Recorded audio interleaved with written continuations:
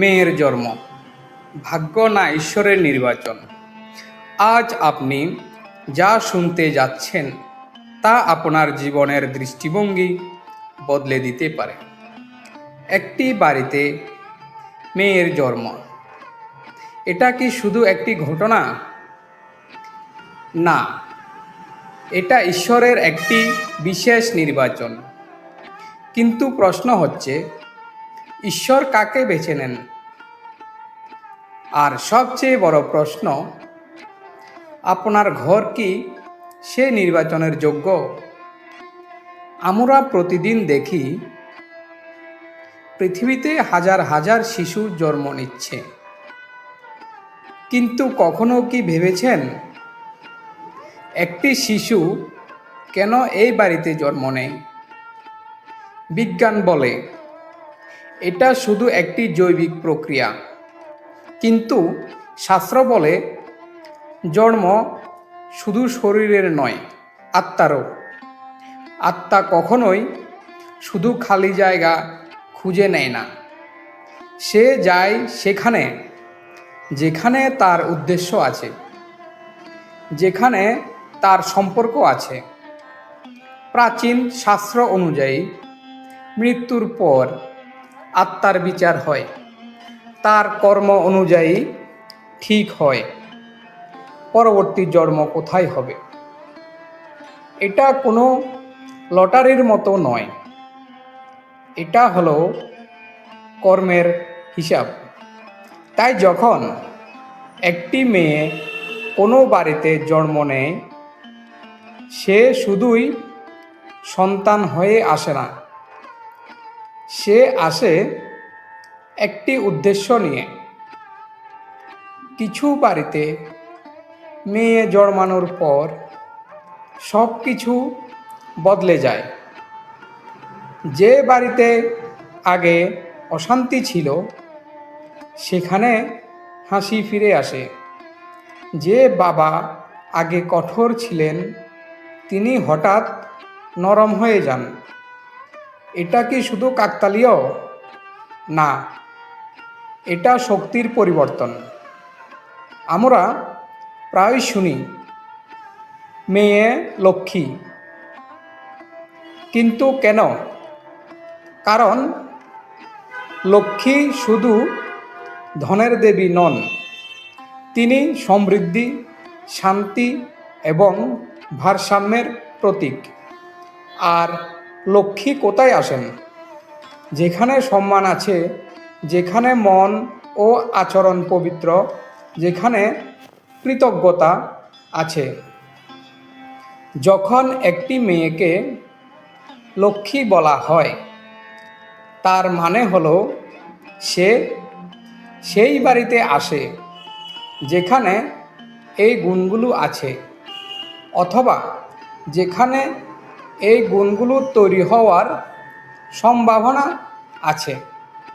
কিন্তু মনে রাখবেন, যদি সেই লক্ষ্মীর অপমান হয়, তাহলে শুধু সে নয়, তার সাথে আসা আশীর্বাদও চলে যায়।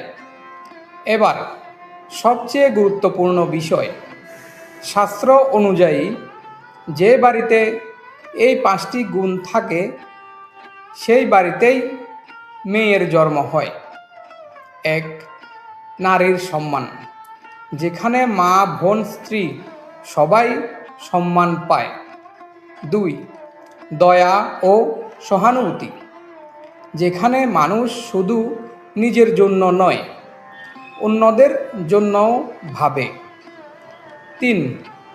পূর্বজদের স্মরণ, যেখানে পূর্বপুরুষদের সম্মান করা হয়, তাদের জন্য প্রার্থনা করা হয়। 4. লোভের চেয়ে ভালোবাসা, যেখানে অর্থের চেয়ে সম্পর্ক বড়। 5. মেয়েকে বোঝা নয়, আশীর্বাদ ভাবা, যেখানে সন্তান ছেলে বা মেয়ে দুটোকেই সমানভাবে ভালোবাসা হয়। কিন্তু একটি প্রশ্ন আসতেই পারে, যদি এত ভালো গুণ থাকে, তাহলে খারাপ বাড়িতে মেয়েরা কেন জন্মায়? এর উত্তর খুব গভীর।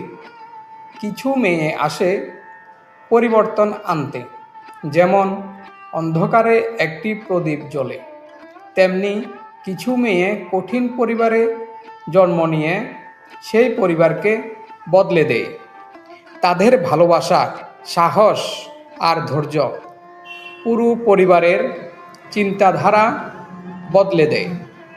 এবার আসি সবচেয়ে বড় সত্যি, একটি মেয়ে কি সত্যি ভাগ্য বদলাতে পারে?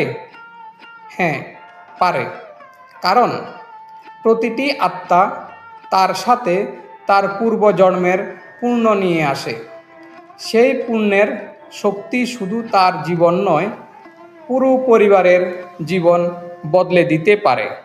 তাই দেখা যায় মেয়ের জন্মের পর অর্থনৈতিক অবস্থা ভালো হয়, শান্তি বাড়ে, সুযোগ আসে। আর একটি গভীর সত্য, প্রতিটি আত্মা তিনটি জিনিস নিয়ে জন্মায়: এক, পূর্বজন্মের সংস্কার; দুই, অসম্পূর্ণ কাজ; তিন, একটি উদ্দেশ্য। তাই যে মেয়ে ছোট থেকেই সবাইকে সাহায্য করে, সে করুণার বার্তা নিয়ে এসেছে। সে সব বাধার বিরুদ্ধে লড়ে, সে সাহস দেখাতে এসেছে। যে প্রশ্ন করে, পরিবর্তন চায়, সে নতুন যুগের দূত। এখন ভাবুন, যদি আপনি একটি মেয়েকে অবহেলা করেন, তাহলে আপনি শুধু তাকে নয়, তার সাথে আসা আশীর্বাদকেও হারাচ্ছেন। এটা শুধু সামাজিক ভুল নয়, এটা